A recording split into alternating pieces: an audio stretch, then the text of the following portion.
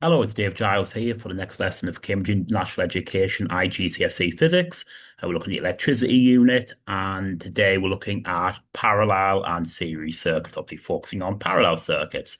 So I want you to calculate the total resistance in a parallel circuit and apply the Ohm's law equation to a parallel circuit as well.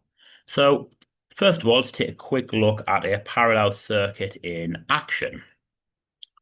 Got one here. I'll zoom in a little bit.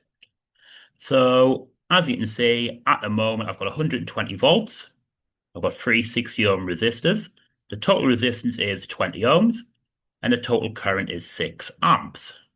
So we would get the total resistance from Ohm's law, V equals IR, or so you get the total current from Ohm's law, V equals IR, so I is V over R. So 120 over the total resistance of 20 ohms. And I'll talk to you in a minute about how to calculate the total resistance. And you can see it's 6 amps here, and then it splits to 2 amps in each branch.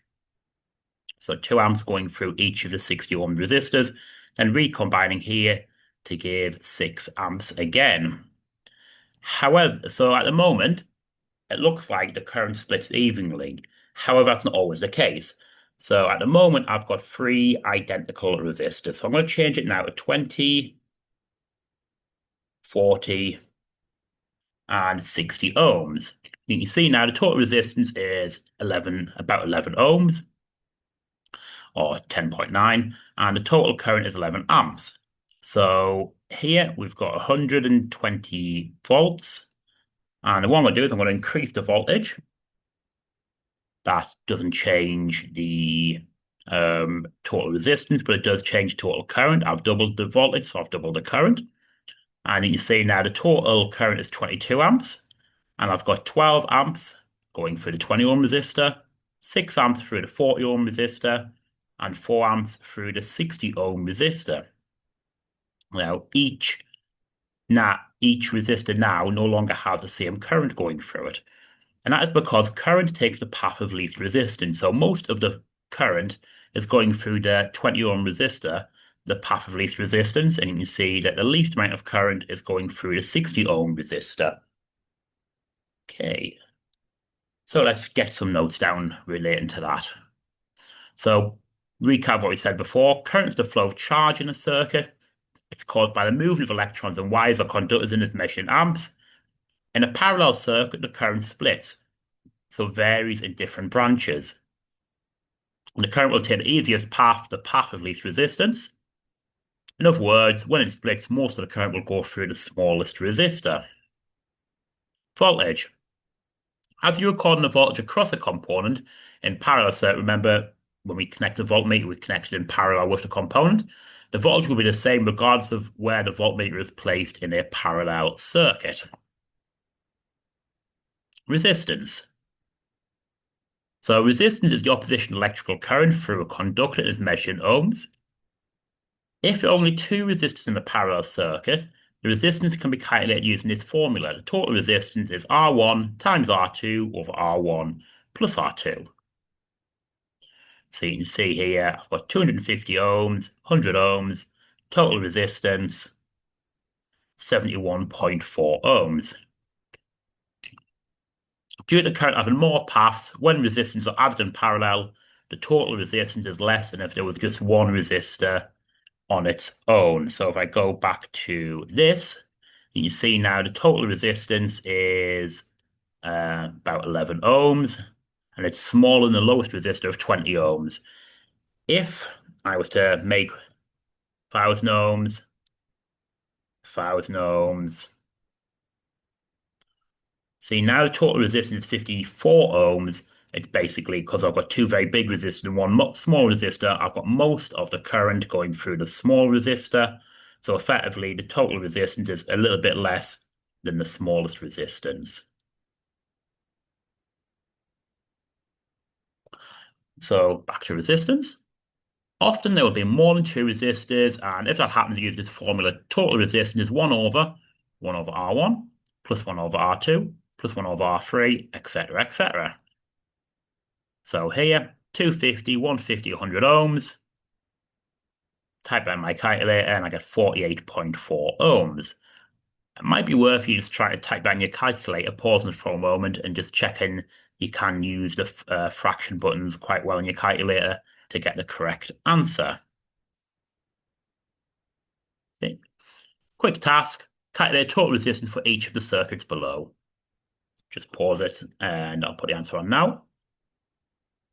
So I get 93.75 ohms on the left, 48 ohms on the right. Quick recap of what we've said so far. The voltage is the same in a parallel circuit.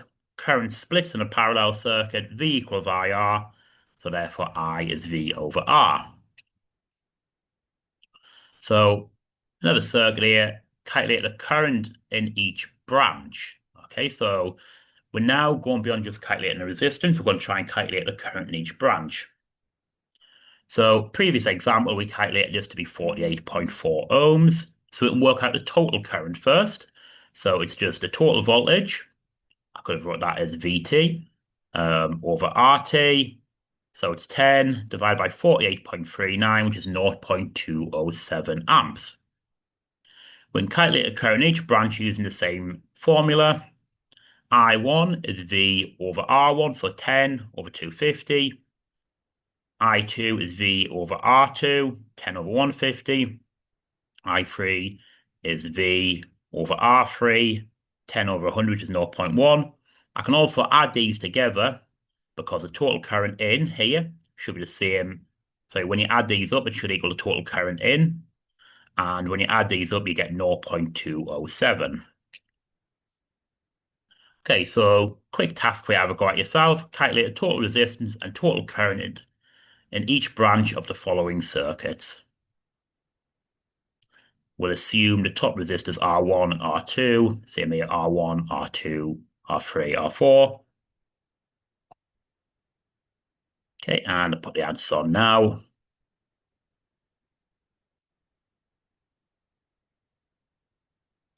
Okay, so now let's actually have a look at some paper 2 questions on this.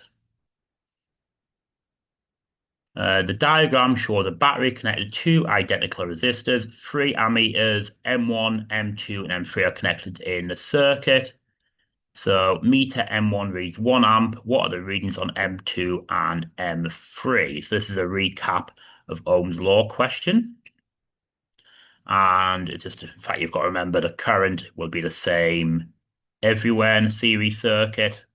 So it's D, 1 amp everywhere. Which circuit shows a voltmeter measuring the potential difference across a resistor? Well, voltage is measured in so you put a voltmeter in parallel. So the answer is therefore B. It's the one with the voltmeters across the resistor. What's the reading of the ammeter in the figure below?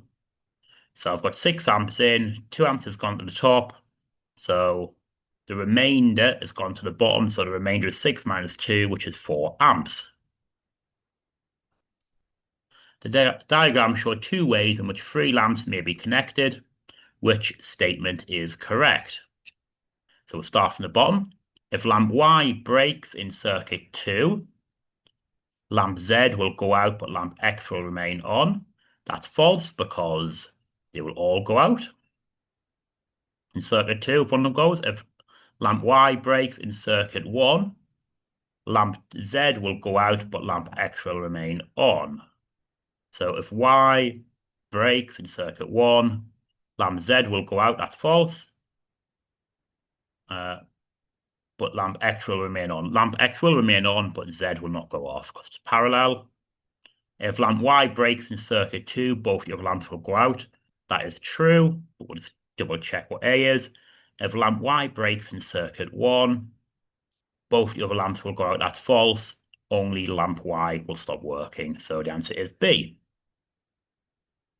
And here is a circuit where you've got combined, series, and parallel. And I want you to see if you can calculate these. Pause it. Okay, I'll put the answer on. And if you didn't get all of them right, I'll now talk you through how I actually calculated them.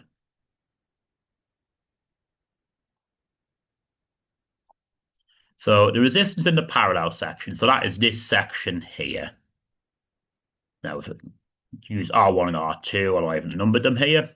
So that would be 100 times 250 over 100 plus 250, 71.4 ohms.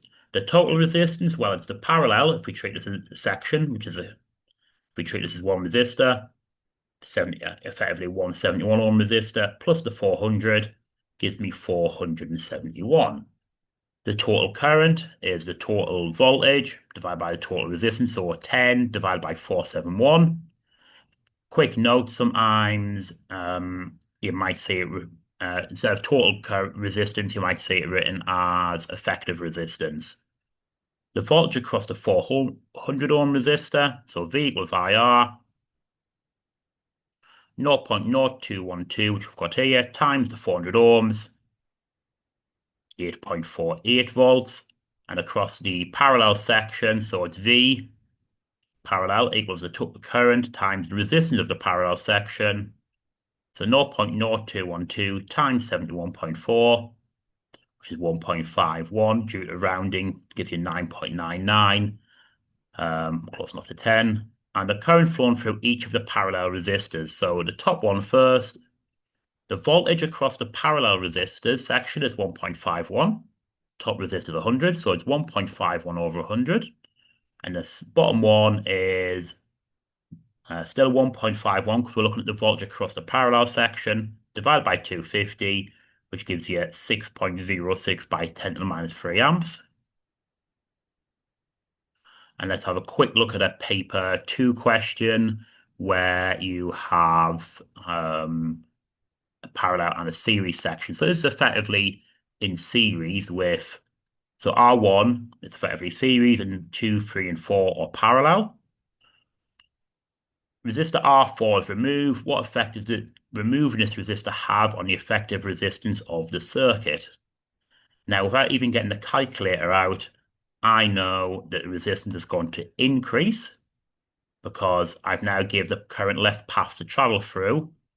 So only one of these has an increasing resistance, which is C. The effective resistance increases by 20 ohms. Okay, the next lesson, thank you very much. Next lesson is on resistance in a length of wire. I will be uploading that also very, very soon. Thank you very much, everyone, and I will see you later.